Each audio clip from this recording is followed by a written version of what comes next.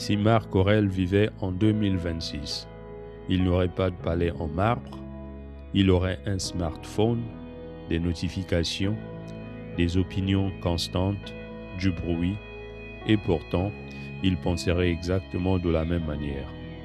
Bonjour et bienvenue sur La Force Tranquille. Moi, c'est Lazare. Je suis la voix qui t'accompagne dans l'exploration du stoïcisme. Sans plus tarder, entrons dans le vif du sujet. Partie numéro 1. Marc Aurèle face au monde numérique. En 2026, il verrait les réseaux sociaux, la comparaison permanente, la course à la validation, et il écrirait probablement « Tu n'es pas troublé par les événements, mais par ton jugement sur eux ». Il ne chercherait pas à supprimer la technologie, il chercherait à maîtriser son usage. Il utiliserait les outils sans devenir l'outil. Partie numéro 2. Face aux critiques et aux opinions. Aujourd'hui, tout le monde a une opinion rapide, souvent impulsive. S'il lisait un commentaire négatif, il ne réagirait pas. Il se demanderait « Est-ce que cela dépend de moi ?» Si oui, il corrigerait. Sinon, il laisserait passer. Pas par indifférence, par lucidité. Partie numéro 3. Face à la pression moderne. Travail, ambition, comparaison. En 2026, Marc Aurèle ne chercherait pas à devenir viral. Il chercherait à rester aligné.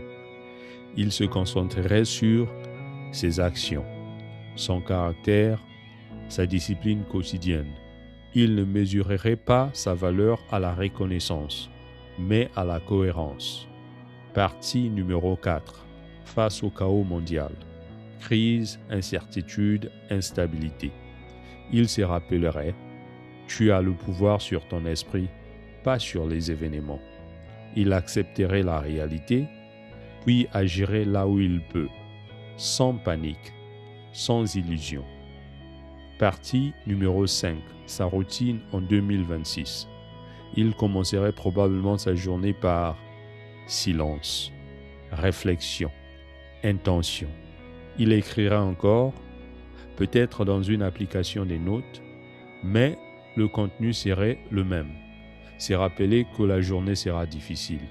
C'est rappeler que les autres agiront parfois mal. C'est rappeler que sa réaction reste sans pouvoir. Partie numéro 6. Ce qu'il nous dirait aujourd'hui.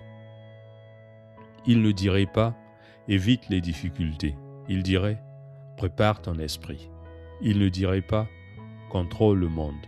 Il dirait « contrôle ton jugement ». Et surtout, il nous rappellerait que la stabilité intérieure reste possible même en 2026. Le monde a changé. La nature humaine, non. Et la sagesse qui fonctionnait il y a 2000 ans fonctionne encore aujourd'hui. Si cette philosophie te parle, abonne-toi pour continuer à explorer la force tranquille avec moi. Ici, nous apprenons à devenir plus solides, inébranlables et stables sans devenir plus durs.